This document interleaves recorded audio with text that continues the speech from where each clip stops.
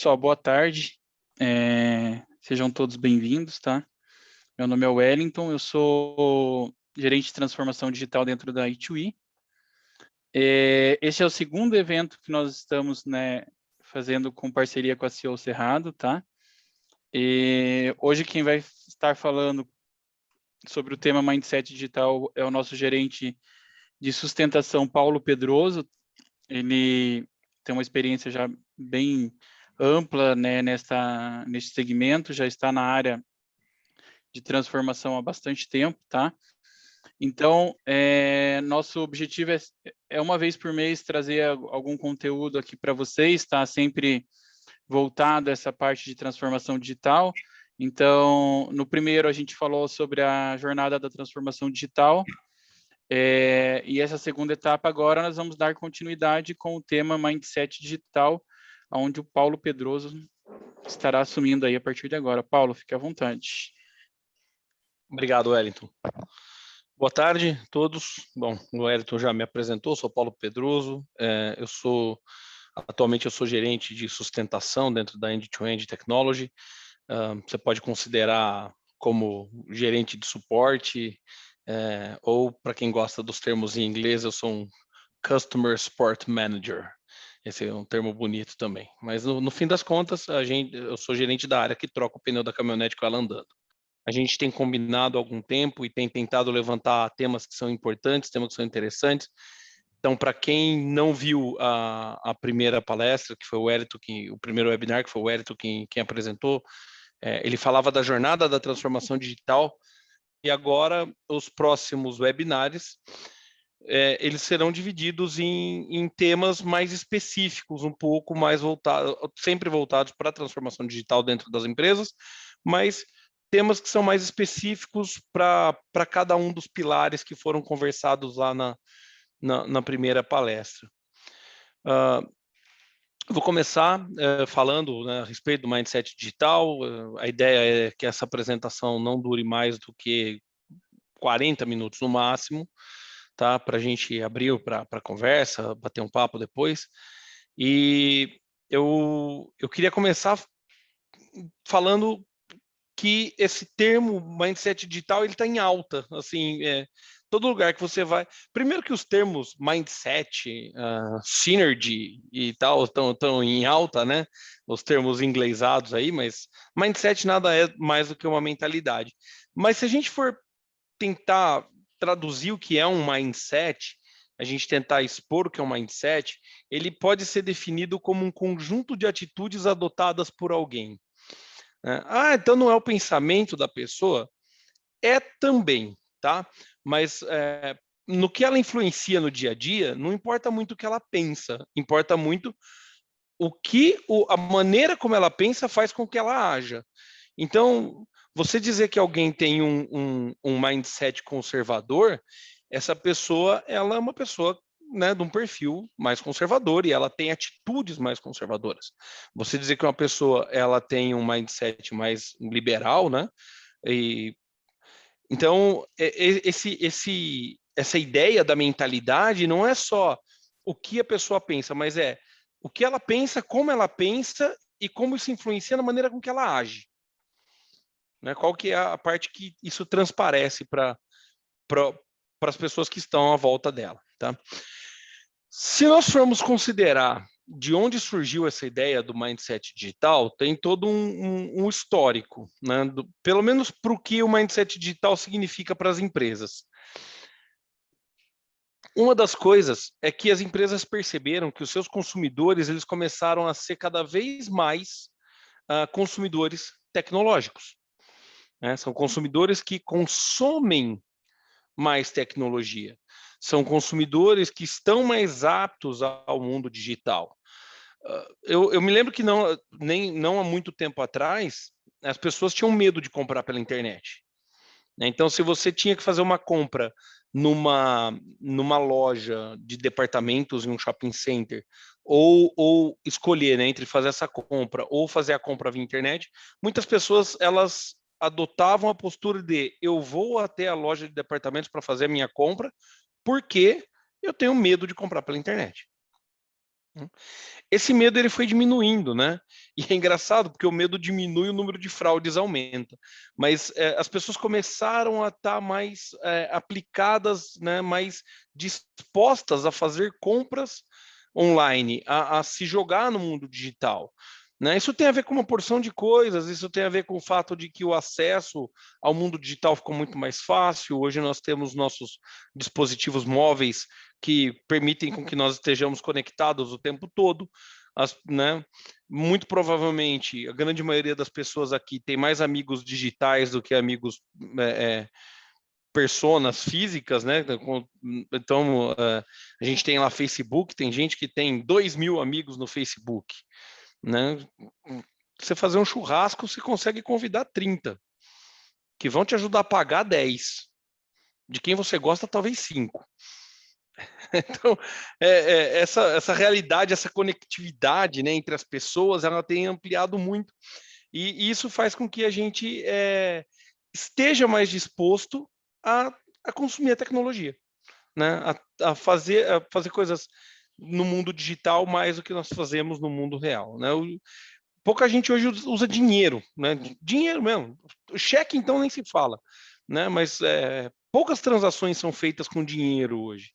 Né? Ou você usa um cartão de crédito, ou você usa o seu cartão de crédito no celular, ou você usa um dos meios de pagamento, que a gente tem vários hoje, você tem PicPay, você tem Mercado Pago, enfim. Tudo isso faz com que esse número de consumidores ao longo do tempo, né, de consumidores de e-commerce, consumidores do mundo digital, eles aumentem. E se os consumidores do mundo digital aumentam, obviamente que as empresas começam a olhar mais para isso. Por quê? Porque é um nicho onde tem dinheiro. Simples assim. E aí, uma coisa que o Wellington comentou até no último webinar, né? As empresas elas têm que estar preparadas para se adequar nessa jornada de transformação digital, porque elas tendem a desaparecer. Então, esse processo de disrupção, né, das empresas, ele tem que ser considerado por elas e elas têm que caminhar para tentar fazer com que o seu mercado, o seu negócio se adeque mais ao digital. Então, se nós formos considerar uma disrupção, né? Então, só para citar o Clayton Christensen, né? Ele é professor na Harvard Business School, né? A disrupção é a criação de um mercado totalmente novo ou a substituição de um mercado já consolidado. Vou dar um exemplo. Ou você cria algo do nada, tá? Algo que as pessoas não sabiam que teriam, né, à sua disposição um dia, e aí elas veem isso e querem consumir isso porque é uma novidade, né? Isso aconteceu com os aparelhos celulares, por exemplo. Né? Ou então você substitui um mercado que já existia. Então, empresas como os streamers de vídeo, né? Empresas como Netflix, Disney Plus, Amazon Prime, esses caras eles mataram as locadoras de vídeo. Né? Você não tem mais locadora hoje, você não consegue mais ir a uma locadora alugar um vídeo. Né? Inclusive, acho que muitas pessoas aqui, eu por exemplo, acho que não tenho nem onde assistir um DVD se eu alugasse hoje. Talvez o videogame de casa funcione, mas não é uma coisa comum. As pessoas não têm mais aparelho DVD em casa, não precisa mais. Então, é um mercado que ele foi substituído, esse mercado de locação de vídeo e tal, ele desapareceu. Ah, mas os filmes... Não, nunca se produziu tantos filmes, tantas séries como você produz hoje. Você produz muito mais conteúdo, mas você matou um mercado. Então, por quê? Porque a disrupção no mercado de entretenimento para filmes, ela fez com que o mercado mudasse. Tá? E aí tem algumas empresas que elas já nascem com caráter disruptivo. Tem empresas que elas já vêm nessa onda de disrupção. Né? Então, aqui tem alguns exemplos delas, se a gente for falar, acho que as mais clássicas que eu posso citar aqui é Airbnb, está matando os hotéis. Né? Talvez não as grandes redes de hotéis, mas hotéisinhos pequenos, aqueles hotéisinhos menorzinhos e tal, aquelas pousadinhas, às vezes você prefere pegar um Airbnb do que você ficar num hotel. É mais barato, mais fácil. Né? O Uber tá acabando com o mercado dos táxis, assim, diminuiu muito, né? E é muito engraçado porque os taxistas, eles, em vez de reinventarem o serviço deles, não, eles ficam brigando porque os motoristas de Uber estão tomando o espaço deles. Então, é a eterna luta, né, do novo com o velho, e o cara que está lá no velho ele não tende a se adequar. Né? Então, tem algumas empresas que elas já nascem disruptivas, elas já nascem criando um mercado que não existia, ou elas já nascem transformando um mercado que existe de modo a afogar esse mercado. Tá? Então, essa percepção das empresas fez com que esse mindset digital, esse comportamento digital, começasse a ser mais valorizado. Né? Se você parar para pensar, ele vai ter, o mindset tem, como eu disse atrás, ele tem relação com a atitude. Né? Ele é mais relacionado ao comportamento da pessoa com a tecnologia, né, do que ao que ela pensa de tecnologia, como ela enxerga a tecnologia. Né? Então, o mindset digital, ele seta, né, profissionais que eles pensam e agem tecnologicamente. Tá? Eles compartilham com a empresa as suas experiências com o intuito de criar cultura organizacional voltada a uma tecnologia do mundo digital. Então, como é que ela ajuda a empresa a cultivar uma cultura organizacional para o mundo digital? Né? E ele enxerga novas formas de trabalhar, ele ajuda a lidar com as informações da empresa de forma mais estratégica. O mindset ele tem a ver com o meio, né? Então, ele tem a ver com a empresa proporciona isso muitas vezes. São empresas que se ambientam para direcionar os seus colaboradores à cultura tecnológica. Né? E como que ela faz isso? Fornecendo acesso a tecnologias novas, criando workshops, criando palestras, fazendo marketing organizacional, ou seja, marketing interno da empresa, divulgando iniciativas tecnológicas que ela tenha. Né? Olha, estamos criando o programa tal de incentivo, enfim, você cria planos de divulgar para os seus colaboradores essa cultura tecnológica. Né? E o reconhecimento de colaboradores que se destacam nesse quesito. Então, eu posso falar que o mindset digital ele tem a ver com o comportamento das pessoas dentro das organizações e a cultura organizacional que é construída em cima dessa base. Se a gente for parar para pensar, então, essa mentalidade que é convergente com a tecnologia, esse ponto de conversão, né, desculpa, conversão não, de convergência da tecnologia com a mentalidade, ela está cada vez mais ligada, né, a novas tendências tecnológicas. Então, profissionais que têm um mindset digital muito, né, muito aflorado, mais bem definido, eles têm algumas características. Né? Eles ajudam a redesenhar processos na empresa para garantir possibilidade de automatizar o máximo de tarefas possível. Então, assim, por que eu vou fazer processo? Por que eu vou desenhar processos ou vou continuar divulgando e utilizando processos que são processos manuais e que custam tempo de pessoas que podiam estar criando coisas mais importantes? Então, o conceito de hiperautomação, tudo que pode ser automatizado deve ser automatizado.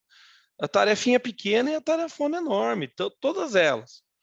Então, se você consegue automatizar uma tarefa, se essa tarefa tem uma regra de negócio clara e existe a viabilidade tecnológica para que essa tarefa seja automatizada, ela deve ser automatizada. Isso vai te dar tempo de construir e pensar em coisas muito mais importantes para a empresa. A criação de processos novos é a mesma coisa. Eu já penso num processo novo, né, que já vai nascer apto para automação. Cara, eu preciso, temos um processo novo aqui de expedição de carga. Na criação do processo, né, o analista de negócios que está criando esse processo, que está entendendo como esse processo vai funcionar dentro da empresa, ele já tem que tentar criar o máximo possível de coisas voltadas à automação. Eu consigo automatizar isso. A partir dessa informação, utilizando tecnologia A, B ou C, né? Não vem ao caso aqui falar das tecnologias, mas utilizando, né, essas tecnologias e pegando informações dessas fontes, eu consigo fazer com que esse processo já nasça automatizado.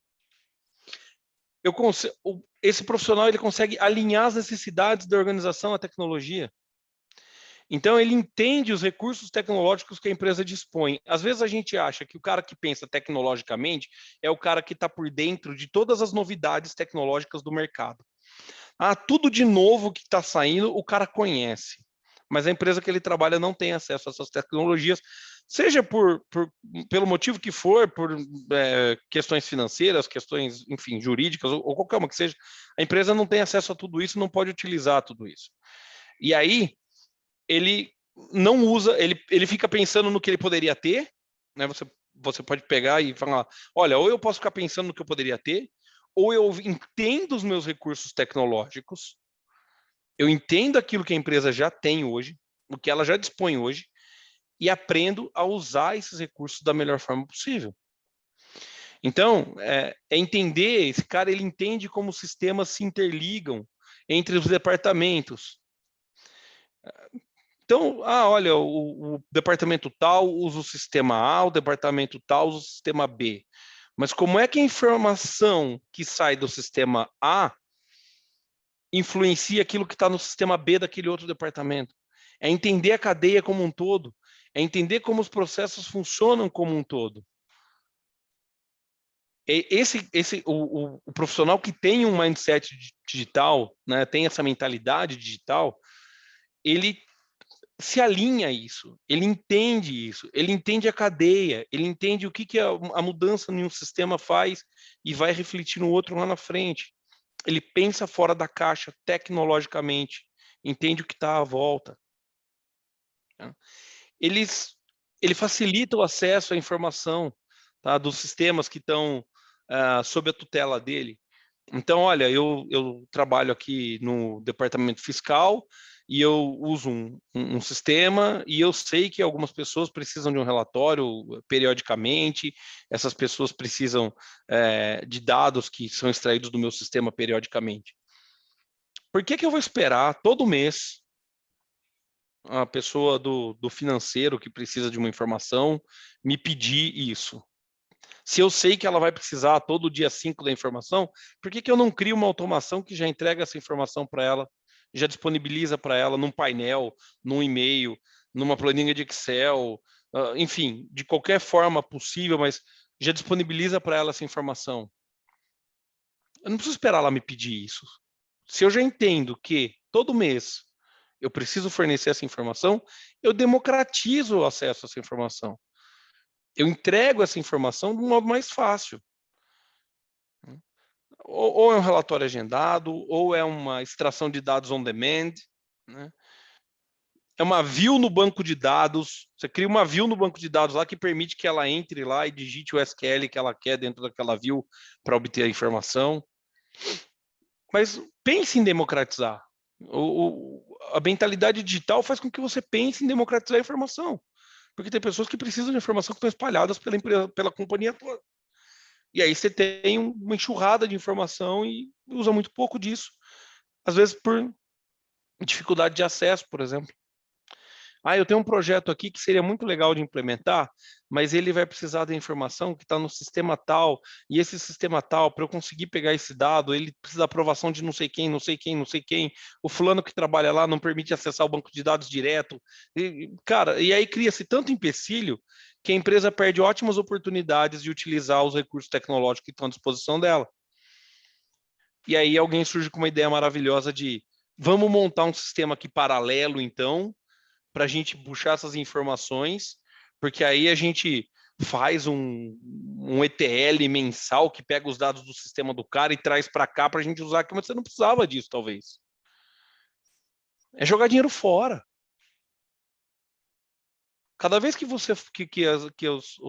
as pessoas na empresa pensam em soluções paralelas para tentar ativar, para tentar alcançar recursos que deveriam estar disponíveis para elas, ele está jogando dinheiro fora. A verdade é essa, não tem outro, né? Cara, empresa nenhuma, pelo que eu saiba, gosta de jogar dinheiro fora. Então, essa democratização da informação ela é extremamente importante. Esses profissionais eles buscam inovar o tempo todo. Às vezes a gente acha que inovar é simplesmente pegar e fazer uma coisa nova do zero. Não, você pegar um processo que está lá pronto e remodelar ele para que ele tenha mais throughput, para que ele tenha mais retorno, para que ele consuma menos tempo. Isso é inovar em cima daquilo que já existe. Esses profissionais eles dão suporte para o sucesso de todas as iniciativas de transformação digital da empresa, suporte de verdade, viram facilitadores. O cara que tem uma mentalidade digital, ele olha um processo de transformação digital da empresa e ele fala, cara, aqui é meu mar. É aqui que eu vou fincar o meu pé, porque isso aqui vai trazer resultado. E esse resultado que vai trazer vai ser bom para a companhia, vai ser bom para mim profissionalmente, vai ser bom, enfim. Né? Ele tem lá as motivações dele, mas essas motivações são extremamente importantes que ele ajude, dentro dessas motivações dele, ele tem esse ímpeto de auxiliar a empresa a ter sucesso na jornada de transformação digital. Já que a gente falou de transformação digital, o George Westerman, ele tem uma frase que eu particularmente eu gosto muito, né? Se você quer, imagina que você quer ter uma borboleta, né? E aí quando você faz a transformação digital da forma certa, você vê uma lagarta virando uma borboleta. Né? Então, mas se você fizer do jeito errado, o que você vai ter no máximo é uma lagarta muito rápida. Né? Então, assim, você não vai conseguir ter aquela borboleta que você quer. Talvez você melhore as coisas, você tem uma lagarta mais rápida, o que já é uma melhora, uma evolução. Se você se contentar com isso, tudo bem. Mas se você quer uma borboleta, você tem que fazer do jeito certo. Qual que é a utilidade da mentalidade digital na vida profissional? Aí não falando da empresa onde o profissional está inserido, mas do profissional em si. A primeira coisa é que as empresas já perceberam a importância desse perfil. As empresas já notaram, né, a importância do perfil da pessoa que tem mentalidade digital. Então, esses profissionais são cada vez mais requisitados.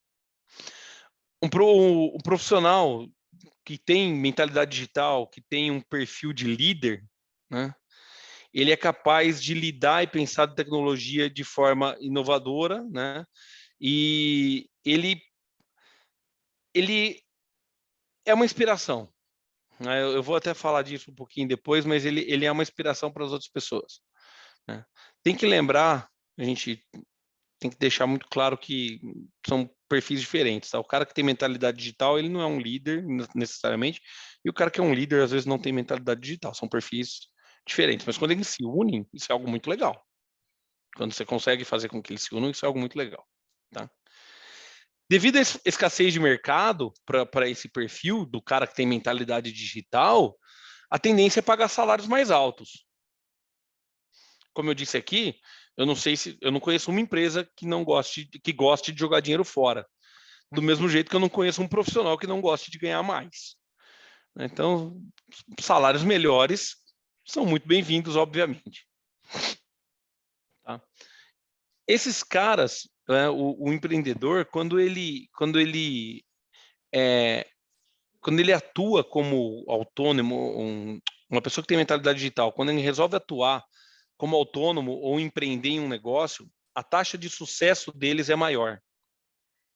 Eles tendem a ter uma taxa de sucesso maior. E aí você vai falar para mim assim, é garantia de sucesso? Não, de jeito nenhum. Não é garantia de sucesso. Tá? A taxa de empresas de empreendimentos, né, de pessoas que empreendem, a taxa de sucesso no Brasil é muito baixa. No geral, ela é muito baixa em muitos lugares. Né? No Brasil, ela é menor até. E por 1 milhão de motivos. Né? Nós não temos uma cultura de conhecer o mercado, nós não temos uma cultura de ter um plano de negócio bem definido. Então, muitas das pessoas que tentam empreender é na emoção.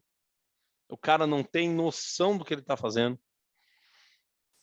Então, ele acha que ele é muito bom naquilo, que ele pode abrir um negócio porque ele vai ganhar rios de dinheiro. E isso muitas vezes não acontece. Né? No Brasil, por definição, todo mundo que tenta empreender já tem um sócio majoritário, que é o governo, que leva muito do que você ganha, né? E aí as empresas pequenas, os empreendimentos, as empreitadas que as pessoas fazem, às vezes tem um custo fiscal muito alto e o cara não consegue sobreviver, até porque ele não levou isso em consideração na hora de considerar os custos dele, ele não pensou no imposto. A hora que ele começa a dar nota, que ele percebe o tamanho do buraco que ele se enfiou. Né? Mas o cara que ele tem a mentalidade digital, ele tem uma taxa maior de sucesso como empreendedor.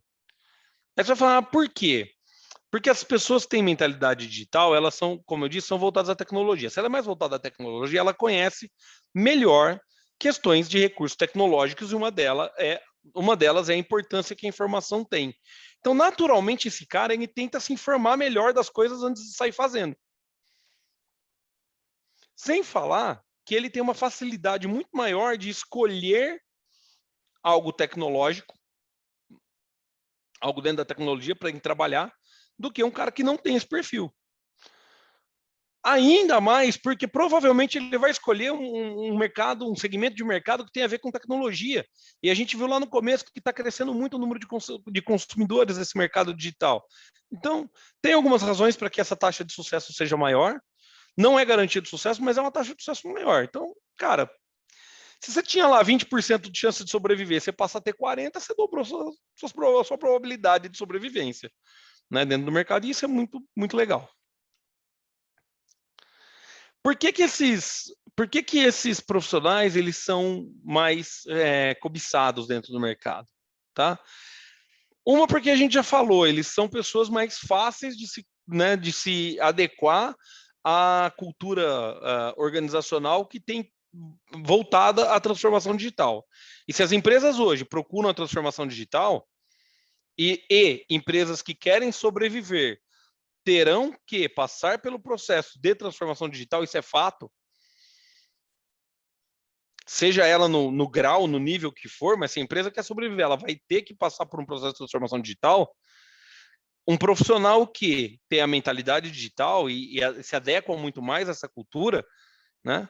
Ele é um cara mais cobiçado pela empresa, e a gente já falou isso reflete lá nos salários mais altos, aquela coisa toda. Tá?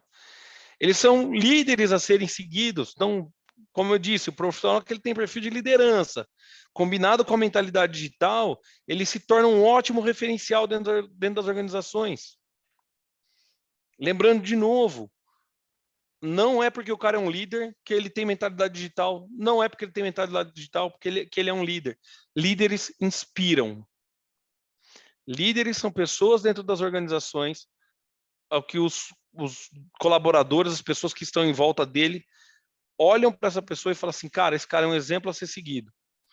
Líder é o cara que toma a iniciativa e fala, gente, vamos resolver esse negócio.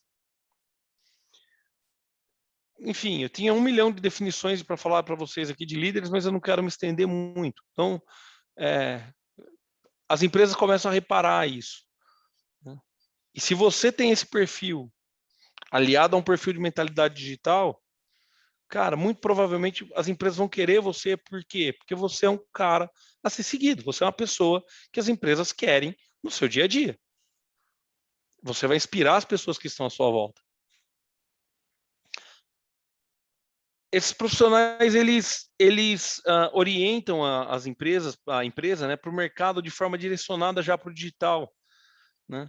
Considerando todas as aplicações, recursos, soluções tecnológicas que a empresa tem. Então, ainda pensando na transformação digital, é muito mais fácil para esses caras pensarem em orientar a empresa para o mercado, né, de forma orientada ao digital.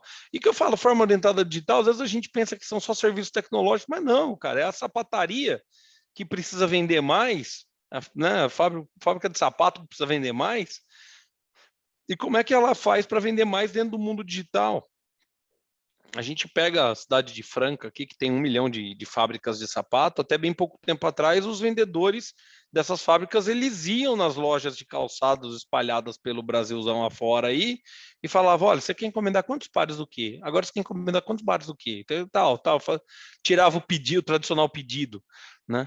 Hoje não, as fábricas de sapato elas vendem online, as pessoas entram no seu site, os comércios, né, entram no seu site, fazem os pedidos lá e recebem, tem uma grade mínima para comprar, aquela coisa toda, mas o processo deles hoje, né, é um processo que aceita a venda online, apesar de você ainda ter a fábrica de calçados, que depende do representante, que visita todas as lojas, que tira o pedido na mão e tudo mais.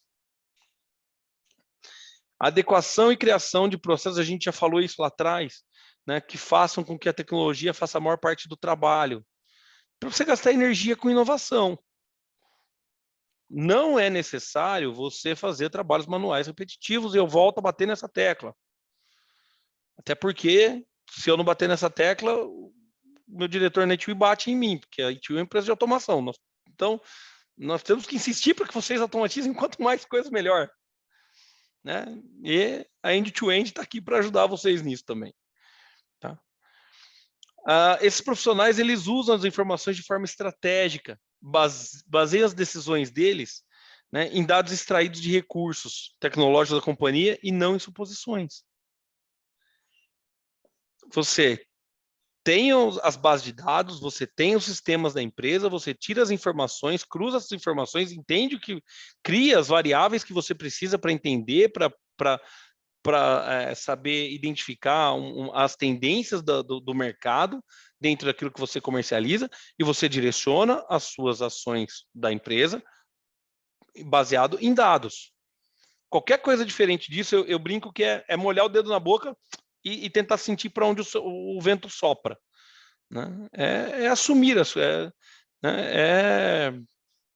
supor. Né? E suposições geralmente vão te dar dor de cabeça.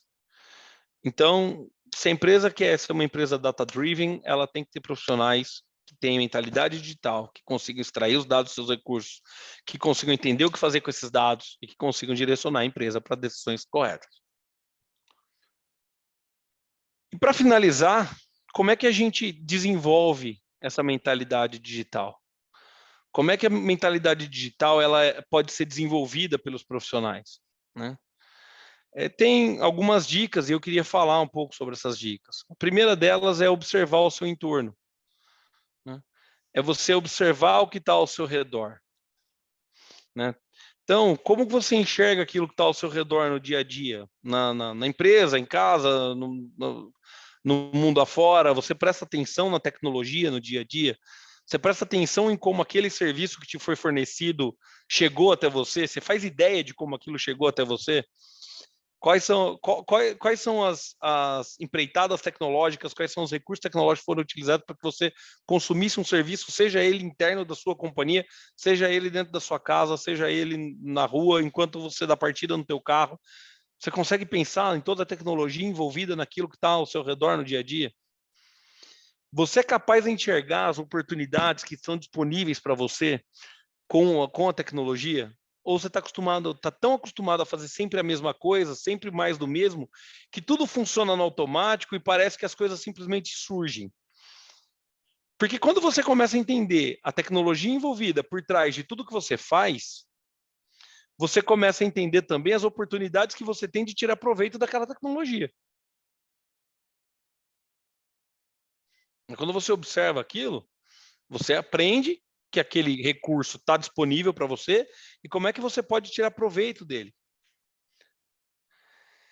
Você consegue entender que aquilo que não funciona no ecossistema corporativo, dentro da sua visão, porque é engraçado, né? Tem algumas coisas, o ecossistema corporativo ele funciona assim, tem algumas coisas que não, notoriamente para mim não funcionam, mas o meu colega de trabalho ali acha que desse jeito tá bom, funciona.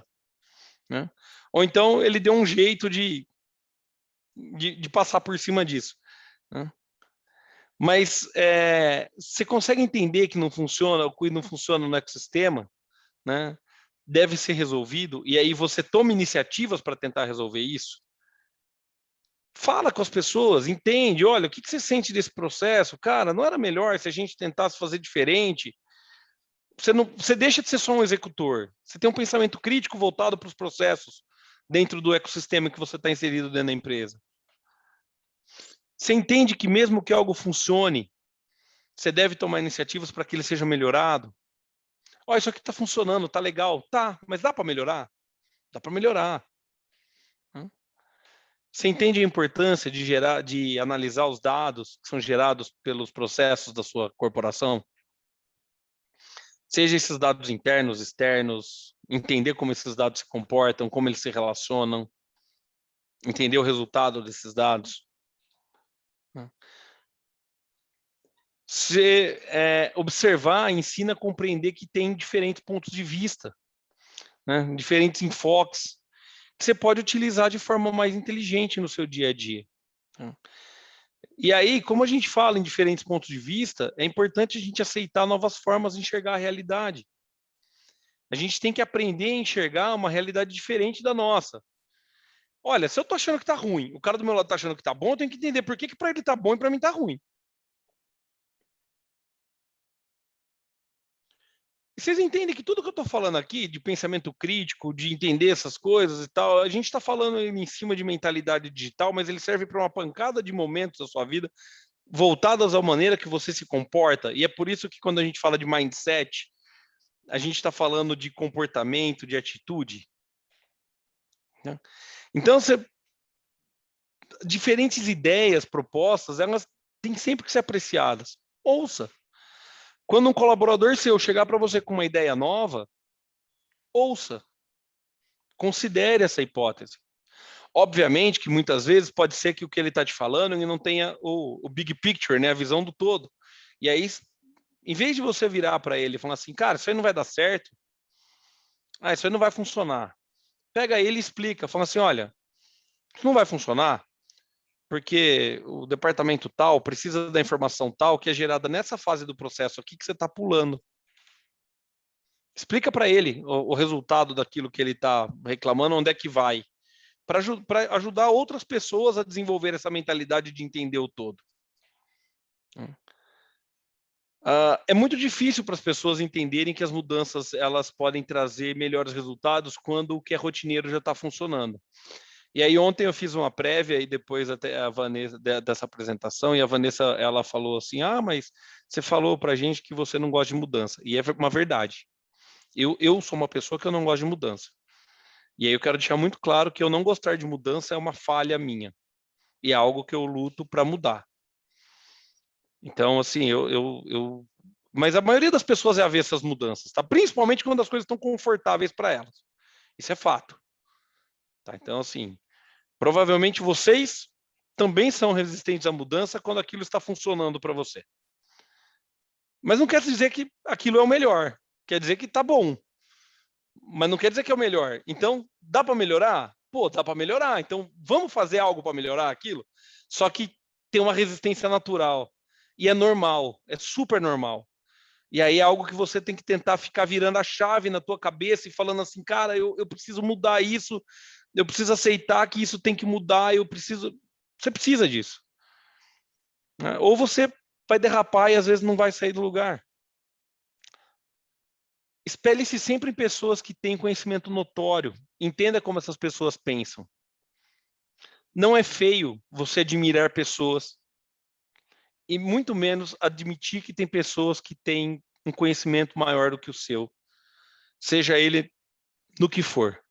E quando você identifica uma pessoa dessa, que tem o que eu chamo de conhecimento notório, que é uma pessoa que você entende que essa pessoa conhece mais do que você em cima de um tema, espelhe-se nela. E tenta entender como é que ela pensa, tenta entender como é que ela faz para chegar no ponto de ter o conhecimento que ela tem. Muitas vezes, isso tem muito a ver com anos de experiência. Né? É que eu falo, tomando muita pancada que você fica calejado de muita coisa.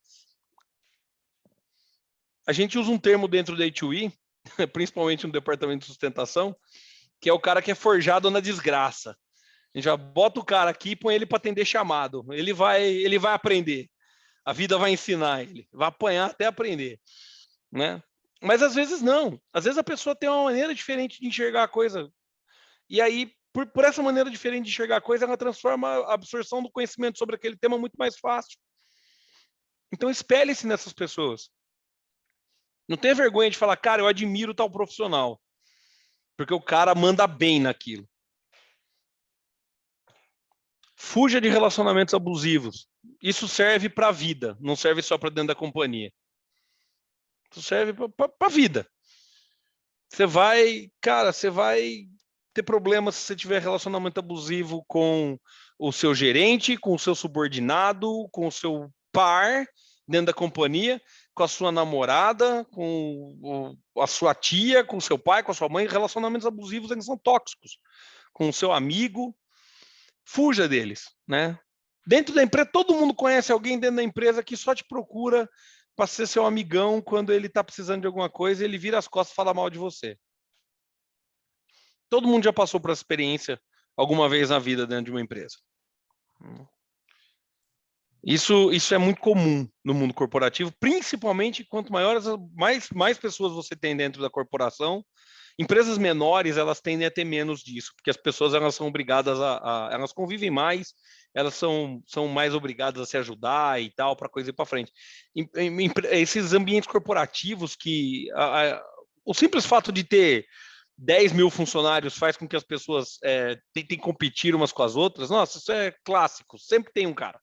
Até porque a gama, né, a safra de pessoas que você está utilizando para comparar é maior, a probabilidade de você ter pessoas com esse tipo de índole é muito maior. Mas fuja, não serve. Tá? Aprenda a identificar perfis diferentes. Tá? Então, tem pessoas que têm perfis diferentes, e aqui eu queria rapidamente falar de um perfil que é muito clássico, e a gente, assim, um perfil não, mas uma série de perfis que é muito clássico que a gente às vezes não considera. Por exemplo, as diferenças de perfis entre gerações. Né? Então, a gente tem gerações de pessoas que são mais velhas até as pessoas mais novas. Né? Então, se você parar para pensar, ó, os chamados baby boomers, né, as pessoas que estão entre 55 e 75 anos hoje, nessas pessoas elas são frutos de uma explosão populacional, né, que teve depois da Segunda Guerra Mundial. Então, o pessoal foi para a guerra, ficou 5, 6 anos na guerra. Quando eles voltaram, encontraram a esposa em casa, não tinha nazista para matar, eles olharam e falaram, bom, a gente vai ter que fazer outra coisa que vão fazer filho. Então fizeram a renca de criança. E se você parar para ver, depois da Segunda Guerra Mundial teve realmente uma explosão populacional. Esses são os baby boomers. Esses caras eles são mais velhos, eles valorizam mais o trabalho, a carreira estável, a construção de um patrimônio. Esse cara ele vê o conforto, a estabilidade no patrimônio que ele constrói, porque ele é preocupado com a velhice, com aquela coisa toda. Né? Eles costumam permanecer por décadas, né? Então, geralmente, o primeiro emprego que o cara tem é o último. Quem aqui não conhece aquele senhorzinho que entrou para trabalhar na empresa tal e trabalhou a vida inteira e se aposentou lá, 35 anos de serviço na empresa tal? Né? Eles acham que o tempo de experiência ele vale muito mais do que a criatividade e inovação. E isso é ruim, porque quando eles entrevistam pessoas mais novas, é muito engraçado. Né? Porque quando eles entrevistam pessoas mais novas, pessoas são criativas e tal, né? Eles tendem a escolher pessoas que são um pouco mais velhas, mas têm mais experiência de mercado e nem por isso são mais qualificadas do que o cara que é mais criativo, o cara que é mais inovador. Mas acontece, eles valorizam mais isso. A geração X, que é a qual eu pertenço, né? Que vai dos 36 aos 55 anos, eu tô mais pro 36 que 55, tá? Só para deixar claro antes que alguém levante dúvidas aí, tá? Então, são as primeiras pessoas que elas experimentaram esses avanços tecnológicos. Cara, minha geração viu aparecer a internet, viu aparecer o celular, né? Viu aparecer coisas que não existiam antes, assim, as coisas surgiram, né? O CD, né?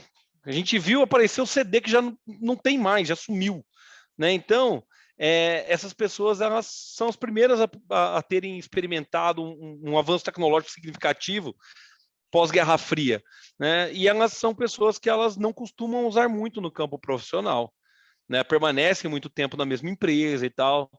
Faz 10 anos que eu estou na E2E, eu acho que eles estão certos. Né? Então, são adeptos a ver processos de negócio como um todo. A gente tem mais, né, pessoas da geração X têm mais facilidade em enxergar todos o processo como um todo dentro da empresa. Né? Preferem o gerenciamento macro ao gerenciamento micro. Né? Tem um perfil mais conservador, tá? Então, o pessoal da geração X, eles costumam ser mais conservadores, o que é bom, porque muitas empresas apostam em perfis mais conservadores para cargos de maior responsabilidade. O povo que é da geração Y, de 85 a 99 ali, esse povo nasceu entre 85 e 99, são os millennials. Esse povo, eles são muito exigentes quanto às funções que eles desempenham, né? E eles têm muito menos receio de largar um emprego para procurar algo de maior satisfação, tanto profissional quanto pessoal, né? Tem uma pesquisa do Mind Miners que ela aponta que 33% dos millennials que se consideram satisfeitos com os empregos, eles consideram mudar de emprego em menos de 2 anos. Então, olha, eu estou satisfeito com o meu emprego? Estou. Você mudaria de emprego em 2 anos? Mudaria. Tá? Esse número cai para 20% se você for entrevistar o pessoal da geração X. O principal aspecto, é engraçado que o principal aspecto considerado por eles é o salário. Então, é o principal aspecto a ser considerado é o salário. Eles valorizam muito mais experiências aos bens materiais, tá? As viagens, os relacionamentos, eles acumulam menos patrimônio, vamos dizer assim, em segundo plano. Eles querem viajar, querem passear, querem conhecer o mundo.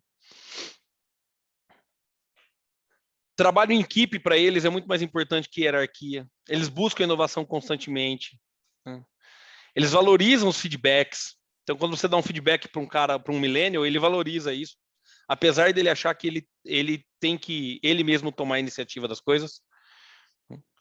O povo da geração Z, né, que nasceu a partir de 2000, eles estão começando a entrar no mercado agora, né? Acredita-se que 70% das profissões que esses caras vão ocupar ainda nem existem. Tá? Então, eles nasceram conectados com a tecnologia digital, eles têm uma atenção dispersa, eles são mais multitarefas, mas assim, é muito difícil você prender a atenção deles por muito tempo. Tá? A minha sorte é que eu percebi que o pessoal aqui é mais velho, porque eu estou falando há 44 minutos, eu já tinha dispersado a atenção desse povo que nasceu depois de 2000. E eles têm muita dificuldade. Primeiro que eles são imediatistas, tudo é para ontem, tudo é para ontem. Né? E eles têm muita dificuldade de socializar fora do ambiente digital. Lembra que eu comentei lá? Tem 2.000 amigos no Facebook. É normal isso. Tá? E por último, o último conselho que eu posso dar aqui para desenvolver a mentalidade digital é aprender a desenvolver habilidades estratégicas, né? Entender como é que funciona o desenvolvimento dos processos organizacionais, conhecer as tecnologias da sua organização, entender como elas podem ser aplicadas, propor tecnologias novas que ajudem a empresa a atingir os objetivos dela, se aliar a pessoas expert, já falei isso, se espelha e se alia a pessoas que são experts em conhecimento de alguma coisa. Né? E ter em mente que o digital faz parte do seu dia a dia e entender como e quando extrair o máximo dele. Acho que acho que era isso que eu queria passar. Espero realmente tenha sido proveitoso e estou aqui aberto para a gente conversar um pouquinho se vocês quiserem. Obrigado, pessoal. Paulo, acho que o Edelcio tem uma pergunta. Edelcio, fique à vontade, tá? Opa, muito obrigado. Paulo, eu queria cumprimentar você. Tá me ouvindo bem? Estou sim, Edelcio, estou te ouvindo, estamos te ouvindo bem. Perfeito. É que eu usei aqui esse maldito fone aqui do iPhone e às vezes ele não funciona direito. O problema não é o iPhone, sou eu, mas tudo bem. Parabéns aí pela tua exposição, foi muito rica, muito importante, foi, sabe, super legal, né? Deu assim um panorama muito interessante de tudo aquilo que um profissional hoje, né, que está começando, que está no meio, posição de carreira tiver, se posicionar, né? Eu sou um baby boomer, né? Eu nasci em 61, né? Só que eu comecei na área de IT com 14 anos, né? Então eu comecei a programar com cartão perfurado. Aí se me deu a vantagem de poder acompanhar toda a tecnologia até hoje, e eu vi que, né, toda vez tem que jogar tudo que você sabe fora, começar de novo, né? E é isso que vai acontecer com a gente, começar de novo. O que eu queria explorar com você, né, é o seguinte, né? O que eu consegui perceber em todo o movimento que eu fiz de gestão, desenvolvimento, né, foi muito o modelo colaborativo, né? Toda vez que você tinha né, e que você tem uma equipe, um grupo, o nome que você quiser dar, né, uma tribo, porra, todo mundo fala, agora no Agile tem o Katsu da tribo, porra. É uma equipe, porra, não é Katsu, não é, a gente não é índio, porra. A pessoa costuma, é um grupo de pessoas atrás de um objetivo, né? No final das contas é isso. Pode ter liderança dispersa, responsabilidade, enfim, é isso que vai acontecer. A soma das ideias é sempre maior que o todo, né? E o grupo tem que estar muito propenso, e quem lidera aquele grupo, quem orienta, quem facilita, tem que estar muito aberto a esse tipo de coisa. É daí que nasce a inovação, é daí que nasce, né, o comportamento digital. E o digital tem um mito, né, que é muito interessante, né? Você fala assim, pô, vamos automatizar. Sei lá se eu vou automatizar. Quanto é que custa? Quanto é que eu ganho se eu automatizar? Se eu ganhar, eu automatizo, se não, faço à mão, né? Então, esse é um grande desafio que a gente tem que vencer. Eu, recentemente, atuei em vários processos de inteligência artificial e machine learning. Isso é caro pra caramba. É muito dinheiro, mas é muito dinheiro. Eu falo, mas para que você vai automatizar isso? Eu falo, não, para fazer aquilo. Cara, você devia automatizar isso para fazer cirurgia de cérebro, né? Não para fazer isso que você faz. Então, uma mensagem eu acho que, para completar, vamos, né, sempre valorizar o grupo, o contraditório, né, o choque de ideias, como você falou em algum momento aí. Porque é assim que as pessoas vão crescer. É assim que a pessoa que não sabe, né, aprende. E não interessa a idade. O fato é não saber. Você não sabe em qualquer idade, né? O que eu tenho na cabeça hoje, uma parte é o museu de grandes novidades, né, cara? Então, o que a gente vai saber agora? Tudo aquilo que a gente tiver disposto, né? Então, cultivar esse tipo de mentalidade na companhia é muito importante. É isso que eu queria acrescentar na sua fala e ver se você concorda, quais são a importância dos grupos para isso. Eu concordo. Eu acho que a gente formar grupos, ele é importante no geral, né? E, de novo, coisas que servem para a vida, né? O cuidado com a formação de grupos ele é tão importante que a sua mãe já falava para você: escolhe bem os amiguinhos que você tem, não anda com fulano. Eu não gosto daquele menino, né? Quem nunca teve uma mãe que falou isso, né? Então, assim, a importância de você se aproximar de pessoas que elas acrescentem como um grupo, ela é nata desde que o mundo é mundo. Né? Então, assim, pessoas. Eu faço uma brincadeira que eu falo que pessoas sozinhas não tomam boas decisões. Né? Então, e pior, elas tomam decisões ruins e quando elas vão para o grupo, elas influenciam mal esse grupo. Tá? A gente tem um exemplo disso no livro da Gênese, né? A Eva estava lá sozinha, aquela história toda, a serpente, a maçã, e ela tomou a decisão ruim, influenciou. Tá certo que o grupo dela era só mais uma pessoa, mas pessoas tomam decisões ruins e influenciam de forma ruim os outros. E o grande problema que eu vejo hoje nos grupos é que o acesso ao conhecimento, e aí já pensando na tecnologia, ele ficou tão disperso e tão fácil que todo mundo virou profissional de tudo.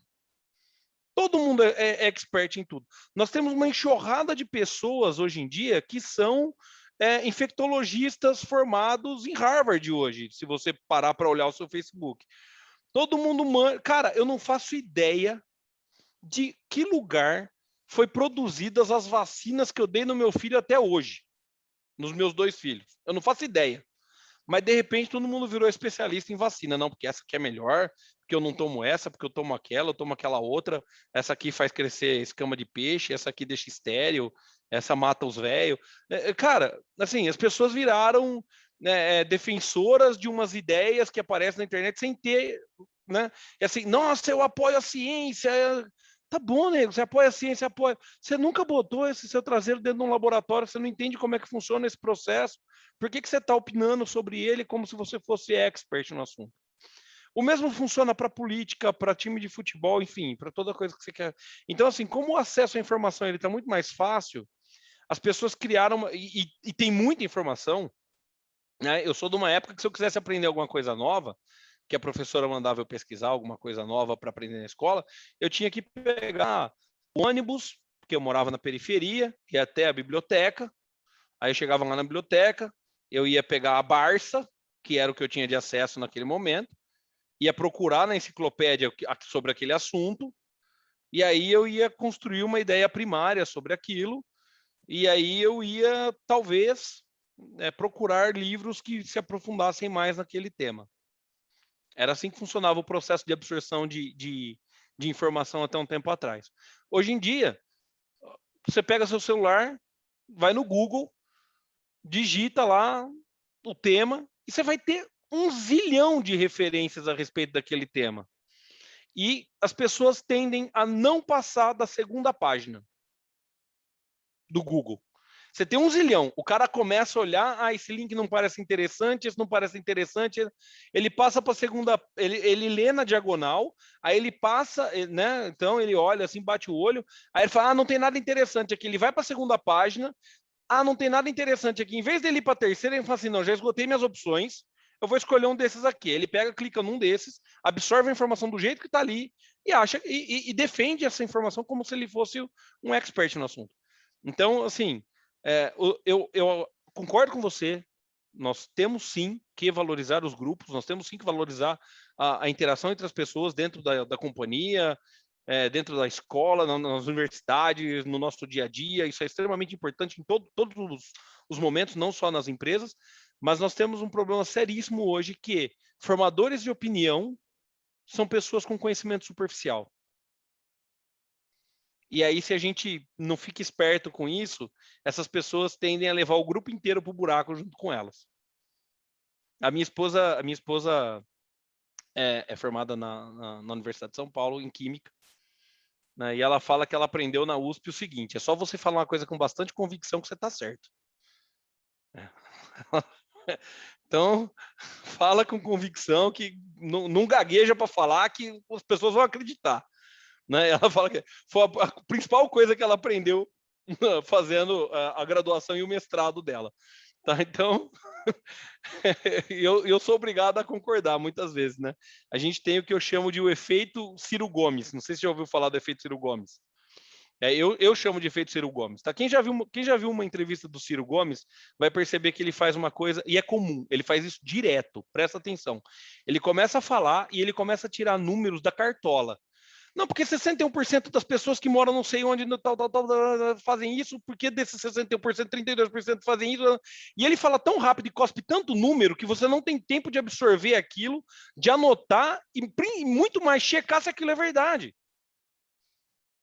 Mas ele manda aquilo numa velocidade, cara, de informação, e ele vai inundando o teu cérebro com coisas, e aí quando ele quer falar o que ele quer que você preste atenção, ele tira o pé. Aí ele fala mais devagar, porque ele quer que você preste atenção naquilo. A fonte dele, ele não cita. Ele cospe os números para não dar tempo de você checar, mas aquilo que ele quer que você preste atenção, ele fala devagar. Isso é uma técnica de oratória. Né? E esse cara é um influenciador. Então, não estou aqui julgando o mérito se o Ciro é bom, é mau político, de modo algum. Estou falando que é a maneira como ele se porta. Tá? É como ele faz aquilo. Então, assim, não cabe a mim, nesse fórum aqui, julgar esse tipo de coisa. Mas é assim que funciona. Então, você tem pessoas que, os influenciadores, eles muitas vezes, eles prejudicam o grupo se o grupo não está preparado para aceitar essas pessoas. Obrigado, Deus. Obrigado mesmo.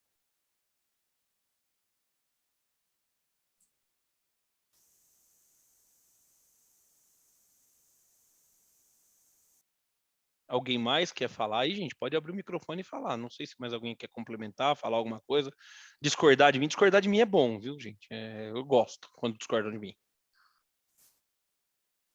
Pode abrir o vídeo, pode abrir o áudio. Fiquem à vontade, Olá. pessoal. Fala aí, pessoal. Boa tarde. Uma pergunta aí que às vezes eu tenho que lidar com isso aqui também. Eu queria pegar um pouco a experiência de vocês aí. Para vocês, qual é o maior desafio quando vocês lidam com uma pessoa que é uma peça central em um projeto, mas que ele não tem a cabeça digital? Qual que é o maior desafio em destravar isso? Porque às vezes é um processo, né? Às vezes é cultural, né? E às vezes é um bom desafio para a gente aí. Cara, eu sinceramente, eu acho que esse tipo esse tipo de pessoa, assim, quando ela não tem uma cabeça voltada para o digital, ela tá acostumada já naquele processo mais arcaico, daquele jeito mais antigo, ele não quer mudar o jeito que ele fala e tal, né, o jeito que ele pensa a respeito da tecnologia e tudo mais, só tem um jeito, cara, assim, de verdade, né? É você começar a mostrar para ela os benefícios que ela tem em se aproveitar da tecnologia. E esse é um processo trabalhoso.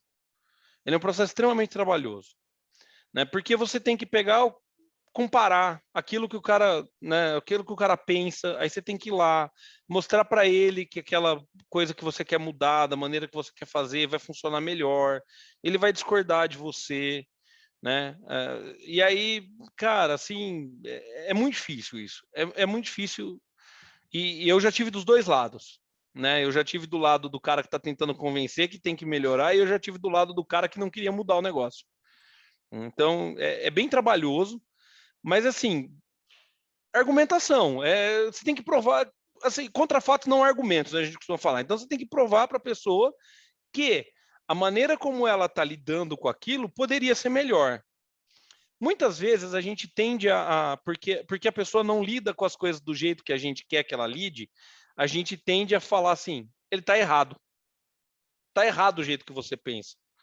E é onde a gente volta lá, quando eu estava comentando, que a gente tem realidades diferentes de se ver as coisas, né? Então a melhor forma é, cara, senta aqui um pouco, explica para mim por que você não quer mudar esse tipo de coisa. Por que você acha que não dá para fazer desse jeito? Né? E aí é um trabalho de formiguinha fazer esse convencimento. Eu já vou te adiantar que muitas vezes você vai sentar com o cara e o cara vai te convencer de que você estava errado.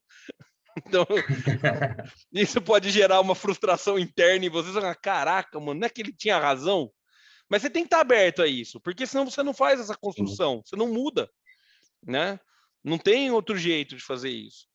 Então, eu acho que a melhor forma realmente é você tentar, cara, o diálogo é a melhor solução, né? O caminho mais curto talvez seja você armar algum esquema para ele ser demitido da empresa, mas não é muito ético. Então, talvez conversar com ele seja a melhor solução no momento. Boa, Paulo, boa. Obrigado, viu? Ô, Paulo, esse assunto aí também, eu vejo que vai para o lado muito de um fator que pode até virar motivo de um novo webinar, né? Que é a quebra de paradigmas, né?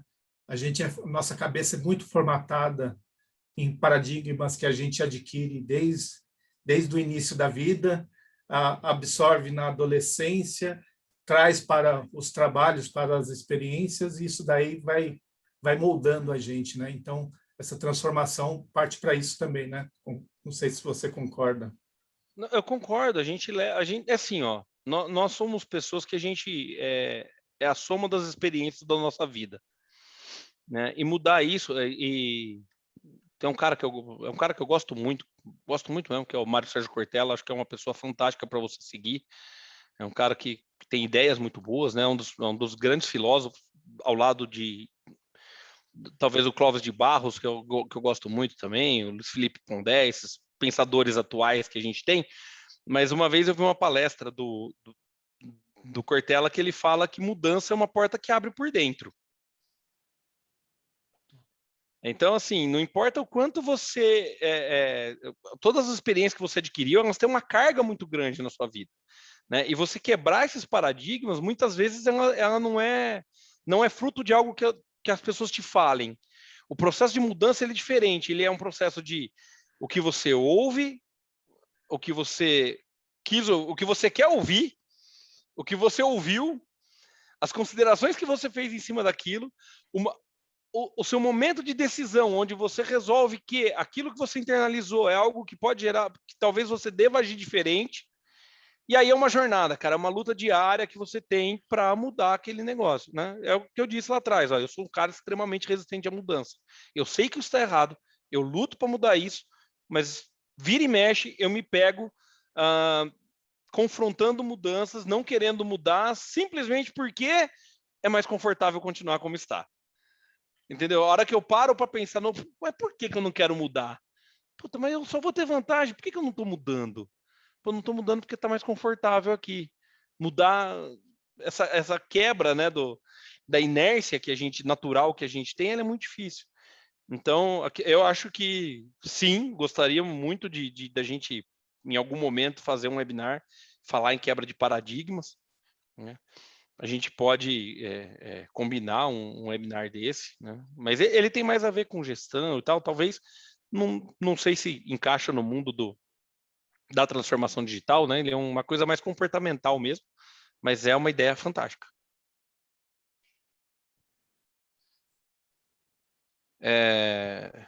Gente, eu acho que mais alguém, eu acho que a gente teve o nosso tempo, se alguém quiser, a gente pode fazer mais algum comentário, alguma coisa assim.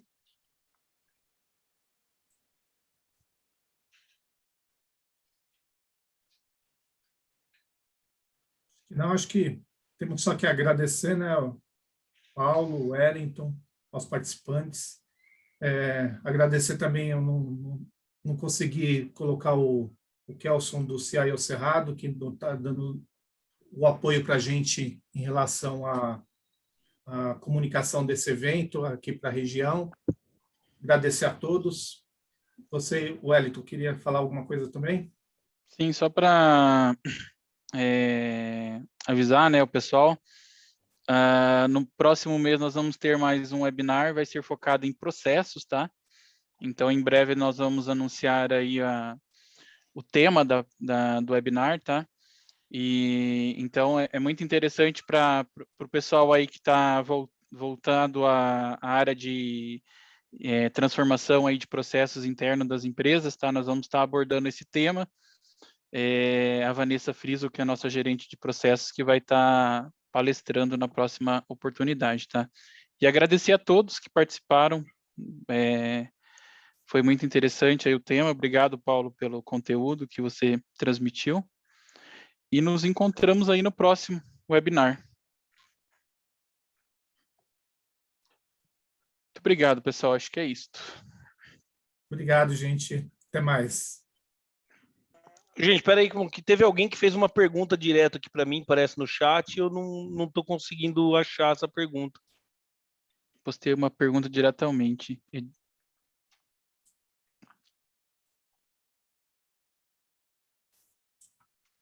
Espera aí, deixa eu ver. Quem que foi? Edir. Foi o Edir? Como Isso. nos tornamos competentes em pensamento crítico? Citar formas de aprendizagem. Caraca, Edir, você tinha que complicar minha vida, né? Bom, na verdade, assim, eu não sei nem se o Edir está aí ainda, mas enfim. Como é que a gente desenvolve pensamento crítico? Cara, isso é uma coisa que você tem que praticar, ler, aprender aprender principalmente a olhar suas fontes de informação, de onde você tira as informações, entender que você tem fontes que são mais confiáveis, fontes que são menos confiáveis, aprender quais são essas fontes. E é engraçado que fonte confiável, ela não é a fonte que tem a informação que te agrada, tá?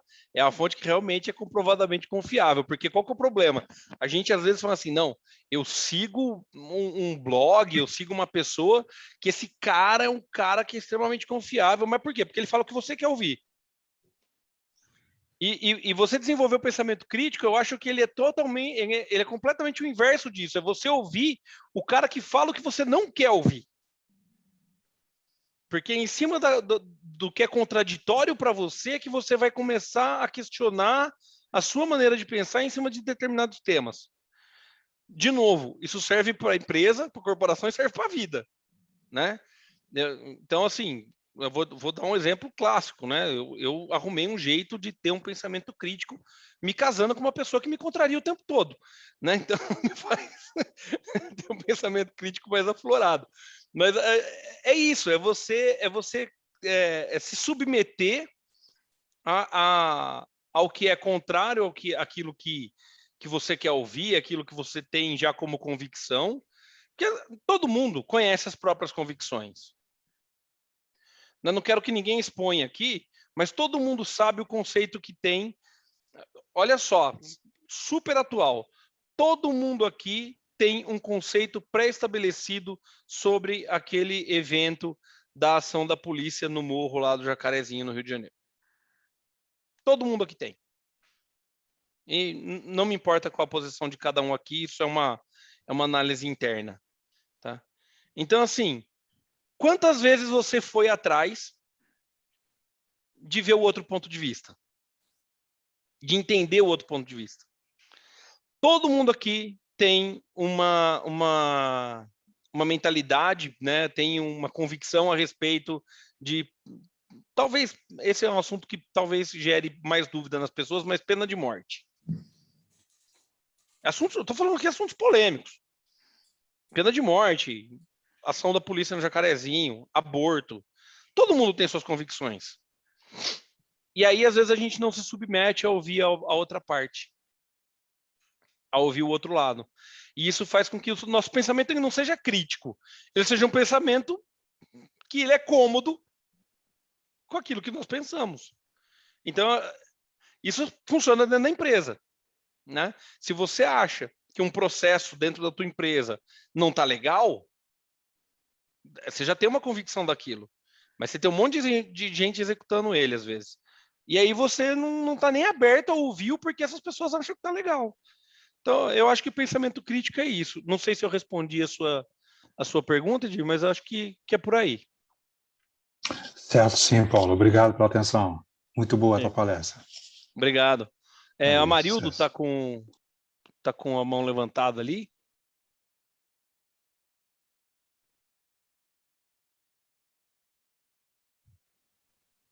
Amarildo?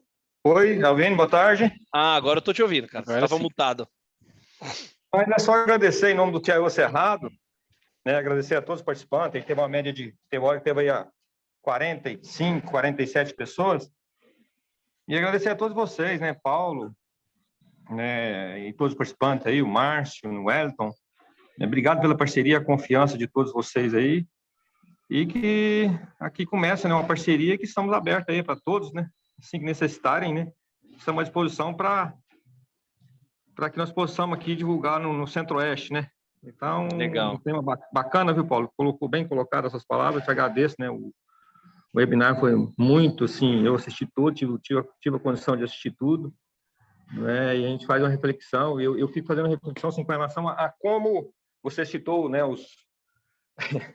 vamos falar assim, os dois lados, né, vamos falar assim, os antigos com os novos, vamos falar assim, né, um palavreado assim bem rústico, e eu assim coloco assim com relação a até assim uma discussão, depois a gente pode até discutir assim como reter esses talentos, né, ou como buscar esses talentos e manter esses talentos dentro da empresa. Esse é um desafio para todos nós. Então, fica a gente fazer uma reflexão e mais agradecer a vocês pela participação e a confiança na gente aí. Tá bom? A gente que agradece a oportunidade, Amarildo. E assim, como reter talentos, eu acho que é uma conversa que a gente não pode fazer um webinar, a gente tinha que fazer uma mesa aberta. Todo mundo entrar e palpitar, porque e a gente preparar para ficar umas 4, 5 horas conversando, porque vai bastante tempo, tem bastante toco para queimar aí. Mas obrigado de novo, em nome da End to End, eu queria agradecer a parceria também. Tem sido muito legal para a gente poder participar desses webinars, né? Poder alcançar aí um público diferenciado, outras pessoas que a gente pode estar compartilhando ideias. Então, obrigado de novo. Em nome da End to End, muito obrigado ao pessoal do CIO Cerrado aí pela parceria. Falou, muito obrigado a todos, hein, gente? Obrigado aí, uma feliz noite para todos nós aí. Boa noite. Pessoal, muito obrigado de novo. Valeu mesmo pela participação. Fico muito feliz que vocês tenham me aguentado todo esse tempo. Não é fácil me ouvir falar todo esse tempo, né? Então, muito obrigado mesmo. Wellington, você tem alguma observação a fazer?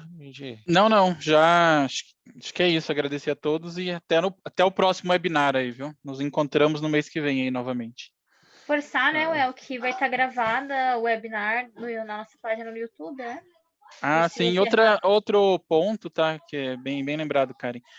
Quem tiver temas que queiram abordar nos próximos e quiser mandar sugestões, tá? podem mandar pelo nosso Instagram, ou pode até mandar diretamente para alguma pessoa da equipe da Ixuí, tá bom? Eu posso só fazer uma observação sobre o pensamento crítico? Claro, era. Licença. Bom, uma coisa muito importante também sobre o pensamento crítico é você conseguir observar com imparcialidade de opiniões e de julgamentos os dois cenários, né? Se for numa observação polêmica, por exemplo, como o Paulo adicionou, aborto, em qualquer cenário, política, você observar com imparcialidade para você conseguir ter um entendimento, não colocando as suas emoções, é muito importante para ter um pensamento crítico coerente. Tão importante quanto difícil. Sim. Exatamente. Tá, joia. Pessoal, muito obrigado de novo. Valeu mesmo. Um abraço. Até mais, gente. Ô, Márcio, você encerra aí, cara? Beleza, gente. Boa noite a todos, né, que já virou noite. Muito obrigado pela atenção, pelo tempo que a gente conviveu aqui nessa apresentação, feito com maestria pelo Paulo. E conto com vocês aí nos próximos eventos, tá? Eu vou divulgar da mesma forma que a gente fez, nos canais que a gente fez, os próximos eventos, e contamos com vocês. Grande abraço a todos. Obrigado novamente, pessoal. Até logo.